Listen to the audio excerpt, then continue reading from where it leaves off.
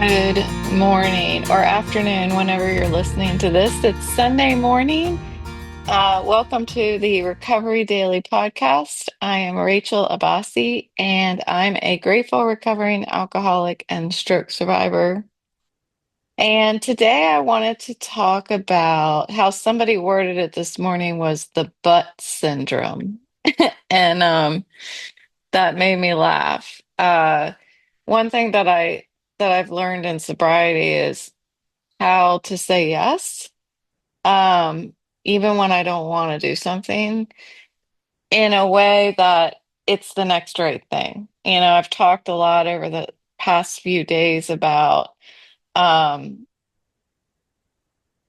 about turning off my wanter and saying yes and being willing, but but when that goes past uh doing the next right thing and being more of a something that is unhealthy for me, and having the wisdom to know the difference between those things. So this is really a bit different. I wanted to talk about willingness to say yes. So backing off from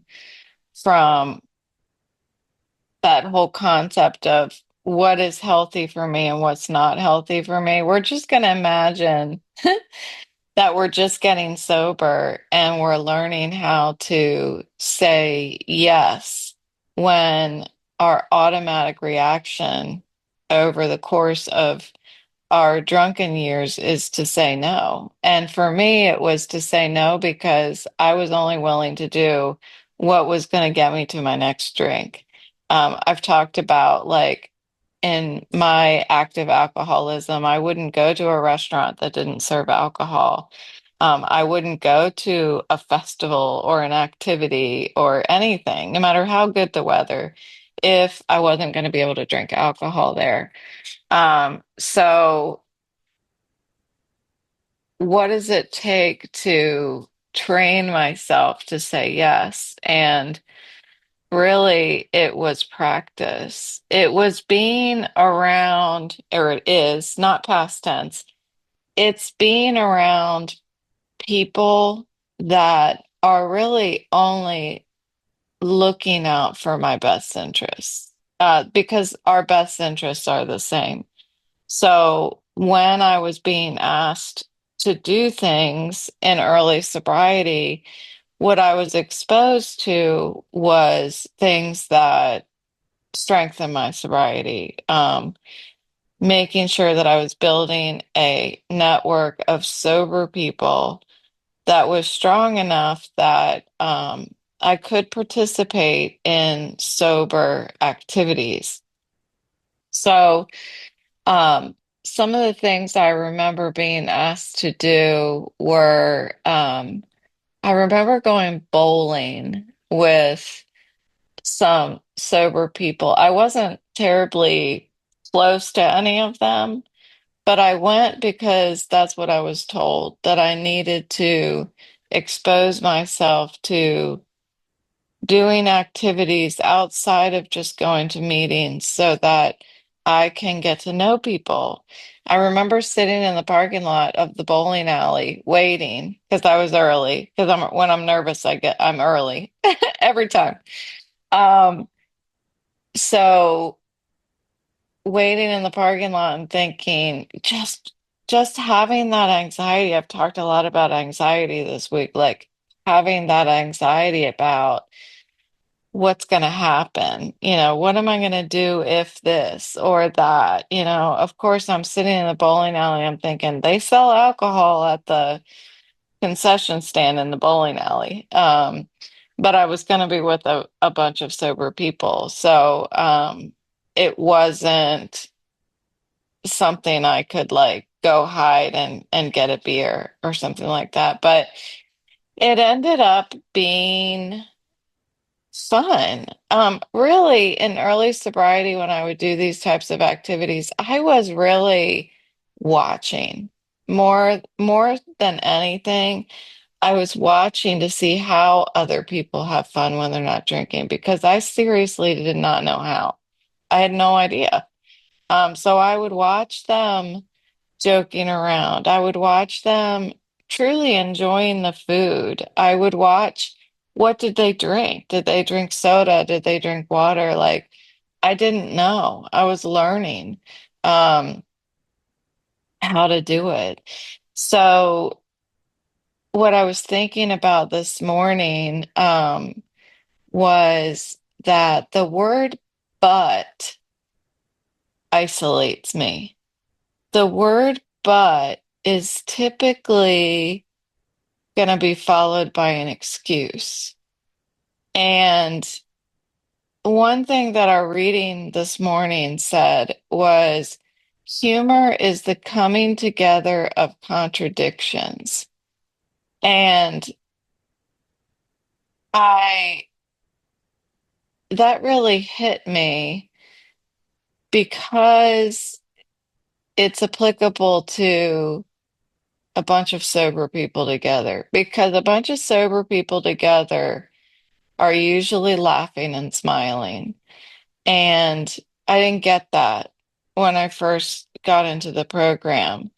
I didn't understand how they could be so happy. I thought they were happy because they were still drinking, or else, oh, they must be smoking pot or something. Because I couldn't imagine somebody not self-medicating in order to be happy like that. Um, so what stood out when I heard that humor is the coming together of contradictions is is just that. Like a lot of the humor is in the program is because people are have been at their worst, have reached their all-time low, and to be at really an all-time high after that, like who wouldn't be laughing? But there's a lot of contradictions that I see when we're making fun of ourselves, I guess, a lot of times. And I remember in early sobriety not thinking it was funny, not thinking that my pain, because I was still in a lot of pain. So it wasn't funny. And I couldn't laugh about it, but I saw other people laughing. And so I knew that it was possible.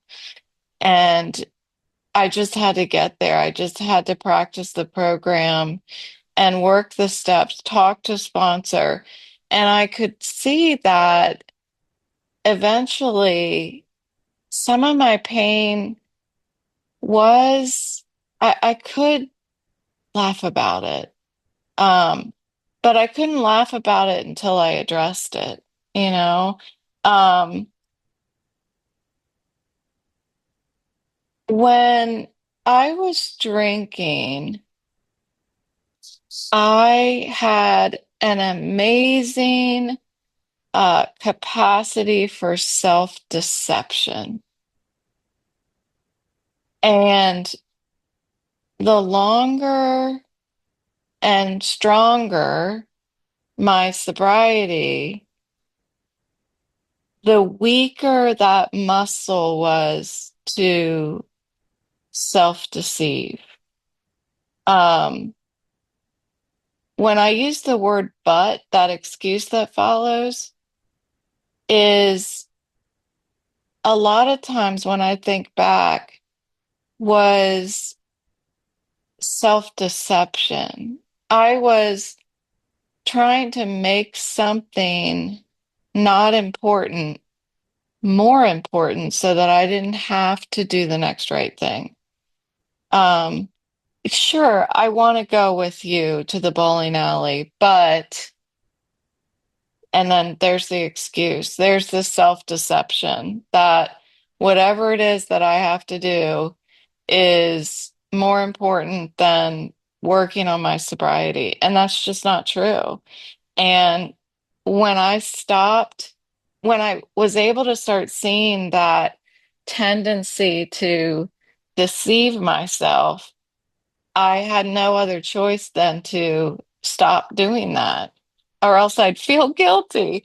It's like once you get exposed to some of these ideas, these principles, it's harder to do the opposite. It's harder to to not do the next right thing when you start being aware what the next right thing is because you start feeling guilty and it doesn't feel good. It doesn't feel it's icky. And I try my best to not feel icky today. Um, the story we read this morning was I think called the butt guy. And the butt guy story is about a guy that when he started sobriety, his sponsor told him that his service was to go out and pick up cigarette butts outside of the meeting. And the story really was what it made me think of initially was I used to work at a place called Festival Lakes in Leesburg, Virginia. And it was an awesome, awesome company. And they just had a bunch of land where we would host companies that would have their company picnics out there. So there was like a fishing lake and a boating lake, and there was all kinds of activities. It was super fun to work at. But one of the jobs was to pick up cigarette butts. That wasn't your only job. You were really just catering to the company. But some of the companies had a lot more smokers than others. And in order to keep the land beautified, we had to pick up cigarette butts. And that's what I was thinking of when I listened to the story this morning was when I had to pick up cigarette butts. And you know what came to immediately to mind when I was listening to it was how hungover I always was when I had to pick up the cigarette butts.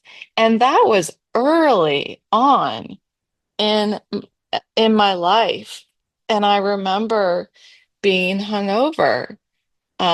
I had to work on Saturdays and Sundays. That's when the company picnics are, of course. So I just remember being hungover after like hanging out with my friends Friday night drinking or Saturday night. So when I think of cigarette butts, I think of being hungover. But there was a lot of references in the story that reminded me of what it was like in early sobriety. I don't know. I have a tendency to overthink, go figure. I have a tendency to overthink some of the things that I hear in the stories, and one of them was the guy, like when somebody flicks a cigarette butt in water, the longer it sits in the water, it absorbs the water and then it gets very difficult to pick up. And I was comparing that to how difficult it is for us to get ourselves right the longer that we sit in things that we need to not hold on to. That's what I was thinking of. It's harder for us to kind of collect ourselves back together and get back in line, get back on the beam of the program. Um, so this idea of saying yes, it took practice. It takes practice, and I've been talking over the past few days about really practicing that muscle of saying yes and being willing. And my experience over the past week that I've been sharing with you guys about um, being of service to this woman, um, it turned from being saying yes and being willing into something that was making me uncomfortable. And there is a time and a place for saying no. There is a time and a place for saying but. And I had to practice that this week. And that made me feel really uncomfortable. But there's a balance that we have to keep in focus about putting our recovery, um, it's recovery, unity, and service.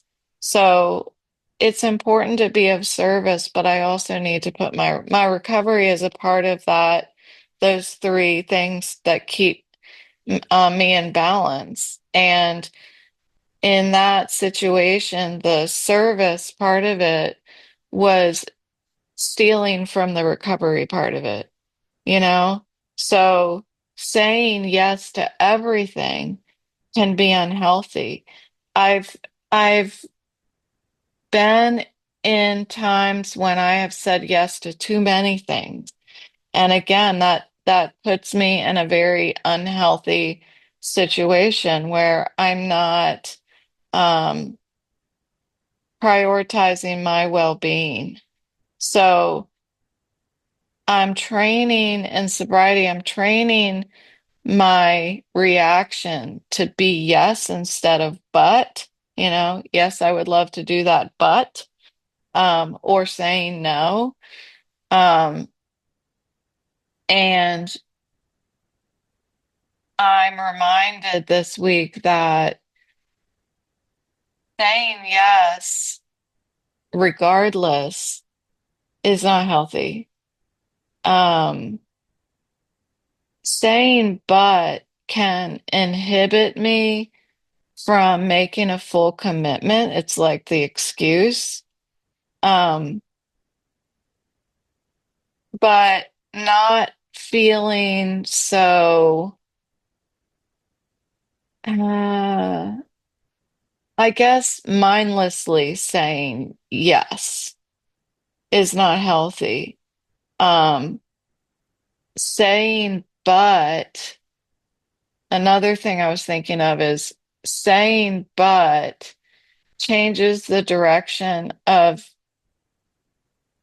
my pointing finger. So what was I thinking of with I wrote that down and I'm like, what was I thinking when I say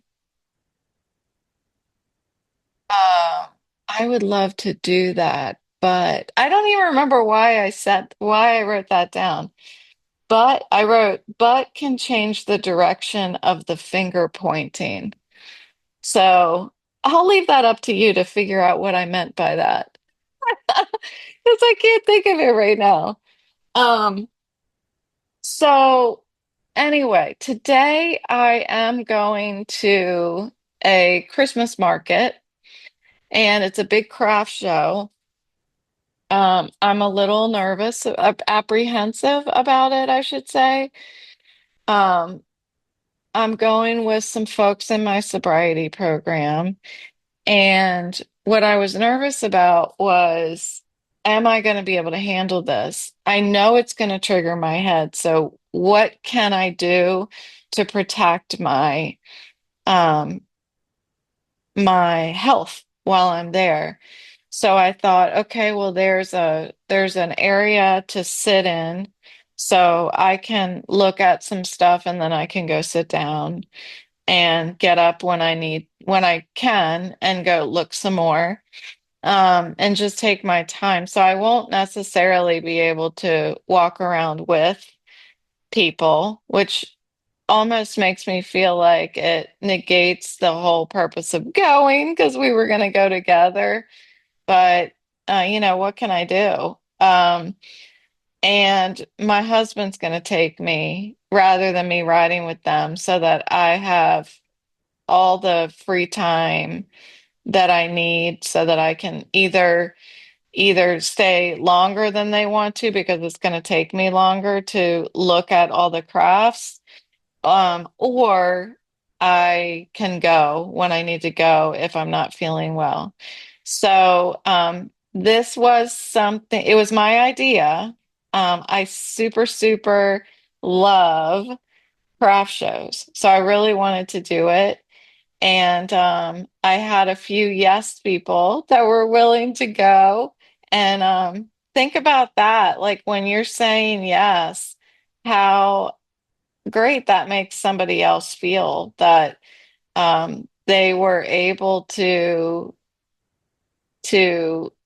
ask you to join them in something, and it's very rewarding to have somebody say yes rather than somebody saying giving excuses and saying, I'd love to do that, but I'm drying my hair today or something, that's the old joke. I would love to do it, but I'm washing my hair today or something like that.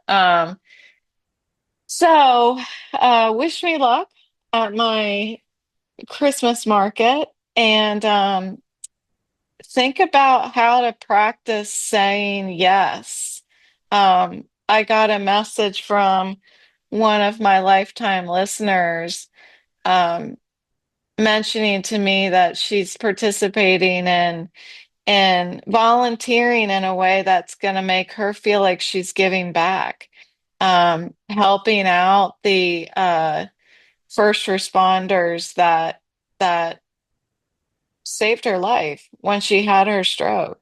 And I think that's beautiful. Sometimes saying yes begins within us, coming up with an idea and not making an excuse to ourselves. Um, because I could have easily thought, I really want to go to the Christmas market.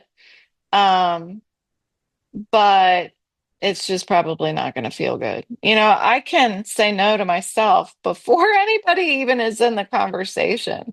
So, figuring out how to say yes to ourselves, I think, is the first step in practicing being a yes person and practicing that willingness. It starts within us.